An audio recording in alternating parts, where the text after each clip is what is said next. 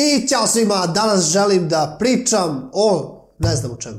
Znam o čemu da pričam, ali ne znam pitlje, tako da idem da smislim pitlje pa ću da se vratim. Mislim, to će biti ono cut, neće biti razmaka, ali opet treba će mi jedno 5 minuta da smislim pitanje. Ali opet, vi to nećete vidjeti, samo ide ono cut. Tako da, cut. 3 sata kasnije. Današnje pitanje za edukativni giveaway koji traje, nikad ne prestaje, ko ne zna, imat će ovde prozorče, tako nek se, da kažemo, edukuje o čemu se radi. A pitanje za nas glasi kako se dele ventilatori po nameni. A ti su ventilatori poput ovog ventilatora, ta dva ventilatora imaju različite namene, ili poput ovog ventilatora. Ne mislimo na veličinu ventilatora, već na ventilatori po nameni. Kao što sam rekao, ova dva ventilatora su istih veličina, ali razlikuju se po svojoj nameni. Imamo Redux i Noctua običan ventilator A25. Tako da pitanje imate, a u komentar pišite vaše odgovore. Koliko je odgovor tačan ili netačan, nije bitno, želim da čujemo vaše mišljenje.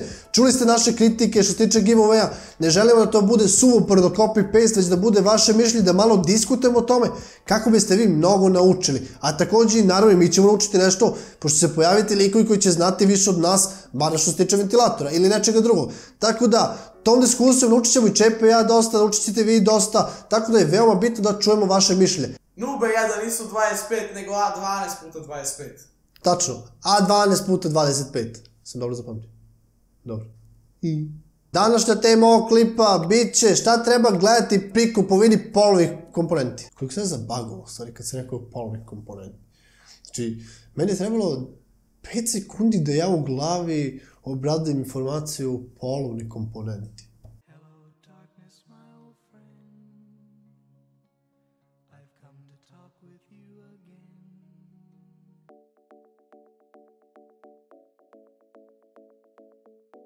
Prva stvar koju treba obratiti pažnju kada kupujete polovne komponente jeste cena. Nemojte da bude ono polovna komponenta da cena bude kao nova.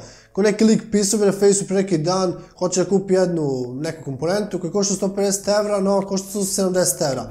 Znači za 20 evra kupuješ, da kažemo, već korišćenu stvar, nije u redu zbog tebe. Bolje kupiti novo, imaš garanciju, prvi si vlasnik, kupiš kod nas u shopu 20 evra više. Ukoliko ti baš prolazi 20 evra, pate, sad čekaj neki dan. Kupi novu komponentu bez problema, sigurno će raditi bolje, pogotovo što ta komponenta nije to, ima mnogo boljih komponenti. Tako da u globalu gledajte da cena ima nekog smisla, ne za 10 evra vi sada štedite. Primjere radi imate 1080 Ti na oglasu sam našao za 690 evra, dok je nov 1080 Ti nekih 850 evra i to je ušteda oko 160 evra, odnosno 20.000 dinara, što je dosta razumljiva odluka da se kupi polovna komponenta. Kada kupite polovnu komponentu od nekog lika, gledajte da taj lik ima bar jedno 20 pozitivnih ocena, ne da ono ima jedno, 2 ili 0 pozitivnih ocena.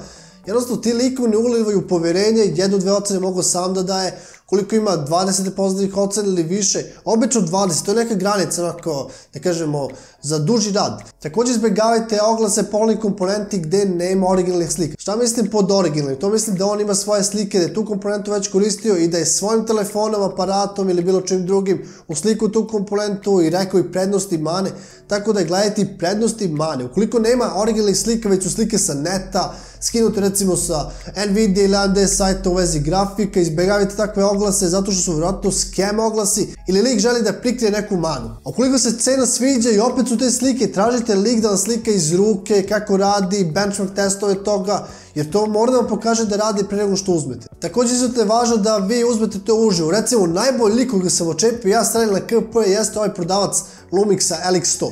Lik je bukvalno rekao imam dva aparata, jedan je moj, jedan je od brata, birate koji hoćete, iste cena, od brata je bolje očuvan, mi smo vidjeli da je bolje očuvan, izabrali smo njega. On je lik rekao, koliko vam se ne sviđa dalje aparat, zovite mu bilo koje doba dana, zamenit ćemo, daću vam drugi. Znači lik je apsolutno korektan i treba se pridržavati i naći takve likove na kupujem, prodajem i drugim sajtovima. Tako da ako je u pitanju neka skuplja komponenta, bolje otići u drugog grada, kao što smo mi otišli do Kragujevca, koji je udalje nekih 70 km, to je bila primopredaja, on nama aparat, pre toga smo ga naravno pregledali, lik je sasvim ok, izašao nam je u susret, bukvali sa savjetima, pitali smo ga kako ovo, kako ono, tako da je najbolje, sada kod komponenti nema kako ovo, kako ono, ali najbolje da to bude primopredaja, on vama hardware, vi njemu novac. Zato što lik jednostavno kad pogledate u oči, to je to, vidjet ćete da li laže, da li nešto ono skriva, pitate ga jedno pitanje, ako počne da mucka, znaš, hoće nešto da prikrije, ako ga pitali ima mane, pa nema mane, znaj da ima mane, tako da, kao što sam rekao, najbolje uživo primopredaje. Tako da ljudi, to je to što se tiče ovog klipa, imate pitanje, to je kako se dele ventilatori po nameni, vjerojatno svako video na početku, ova dva ventilatora nema istu namenu, pa kakva je namena jednog, kakva je drugog,